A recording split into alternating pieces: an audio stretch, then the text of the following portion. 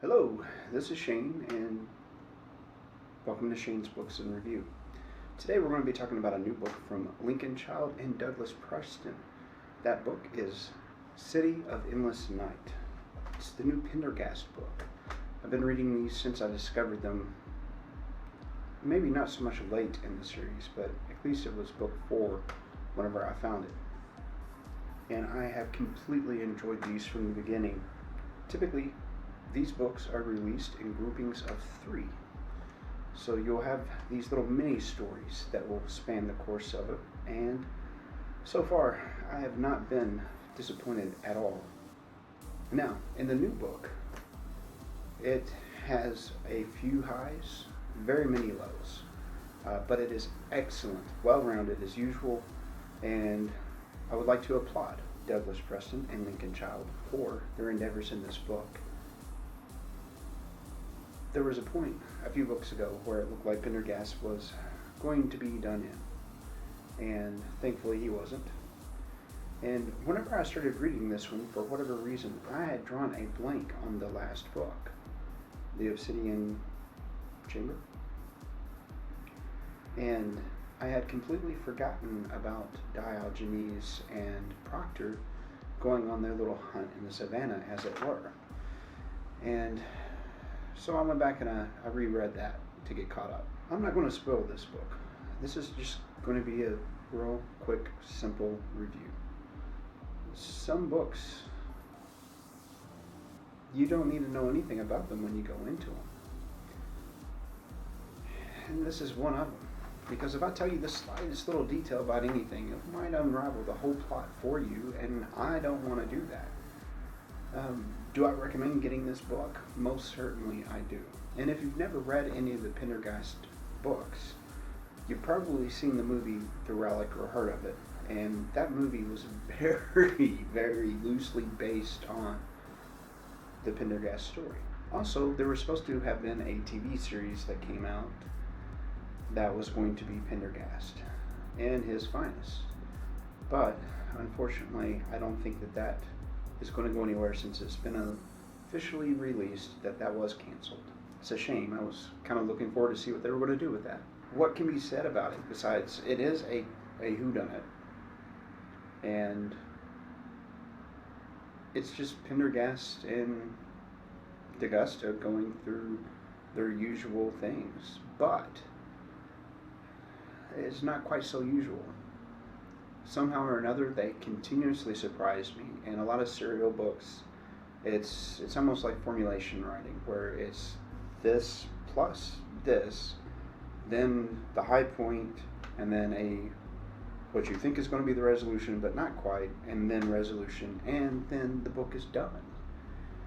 But in these, they manage to write and rewrite and do this quite well so that you're going to be entertained. Once I picked this up, I wasn't able to put it down. I just kept going and going until I finished it. There's going to be a time difference between my release for The Time Machine and then also for P.V. Larson's book, The Alpha Fleet, that I recently reviewed, and then this one, simply because I've had some things in my personal life which I'm not complaining and I'm not going to tell you about. They've actually been good things that have happened. It's kept me incredibly busy to the point of which I haven't been able to develop things for you guys in the way that I want.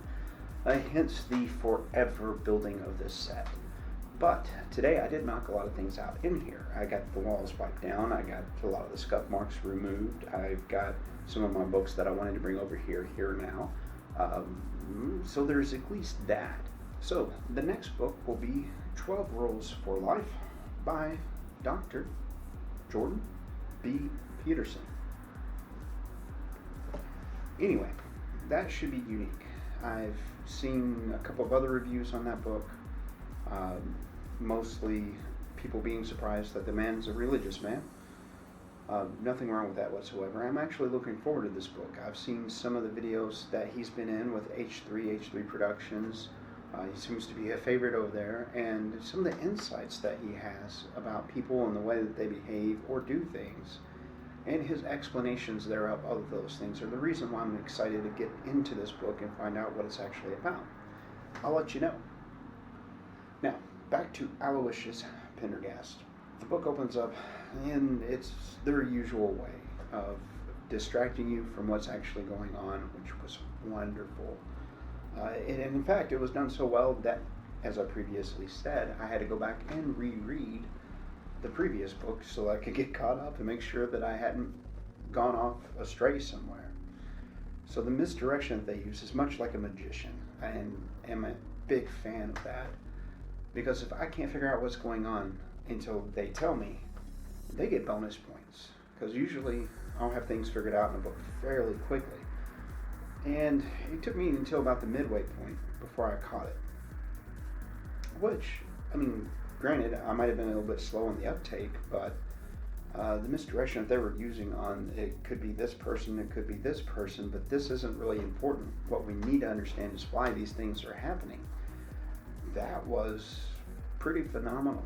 Now, what I was saying about D'Augusta earlier, poor guy. He gets strung along so many times in so many of these misadventures that Pendergast has. And there's so much tongue-in-cheek in between them. And it kind of seemed like their relationship is finally getting strained. I mean, we are a long way into a series. There's been many a book. But it seems like things are starting to resolve that by the end of the book, which is wonderful. Because I'd really hate to see D'Augusta go away, or for Aloysius and D'Augusta's relationship to go to the wayside. Laura, she was in there just a little bit, and her role wasn't anything more than just really sidelong. She was a bit of a support character for D'Augusta whenever he was trying to wrap his head around things. And towards the end of the book, she shows up. But, I mean, she's not a major character in this. Really, it's the story is the main character, which is a phenomenal change compared to the last few books that I've read. And how did it happen?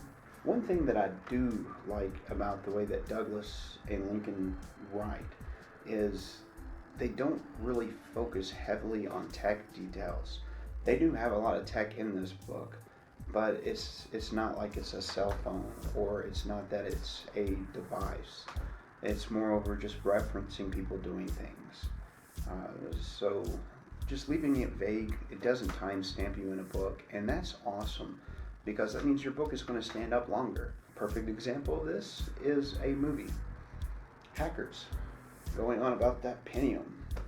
You know, I'm sure that Intel has some product placement and revenues put into that movie, but I mean, whenever you watch it, it really takes you out of it. Now, as far as the things in the book, I don't really want to ruin the story, again, because it's well done, and you should read it if you like that sort of whodunit police murder mystery type of a thing. But don't start with that book. Do yourself that favor. Go back to the first one. That relationship in between D'Augusta and Aloysius won't really matter to you. You know, you'll be like, well, who's that guy? And who's this guy? And what makes him so special? So start at the first one. That's very rare that I'll say that, but it's important. Now, granted, the way that Douglas and Lincoln tried to write their books is a lot of them will be self-standing books. So there's other series besides the Pendergast books, such as The Ice Storm, and then essentially what I'm trying to get at here is there's a lot of supporting characters that have their own books, which is kind of a surprise. I did not know that, because I saw their books and I was looking at the Pendergast book and looking at the release date for the next one. In between last year and this year, I read the rest of their books.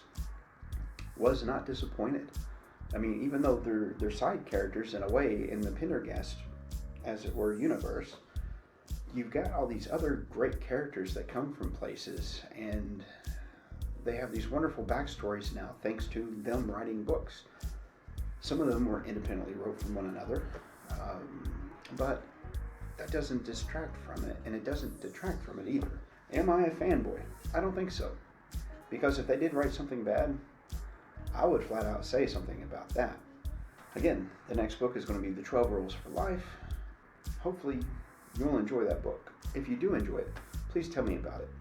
There was a very clever device that they used throughout this book specifically for transporting from point A to point B to point C, and I want to see if you guys have caught it or not. So leave me some comments down there in the description below, or you can interact with me on that community tab. I will respond to it. If anything, you'll get a like, which is always a bonus, and hopefully we'll start a conversation about it because it really was a great read. That being said, this has been Shane from Shane's Books and Review. I hope that you guys have had a wonderful day. And if you happen to find a good book in between now and the next video, make sure you tell me about it down there in that description as previously mentioned. I will check it out and read it along with you guys. Please don't forget to hit that subscribe button, click like and or share, because after all, sharing is caring. And until next time, I'll see you later.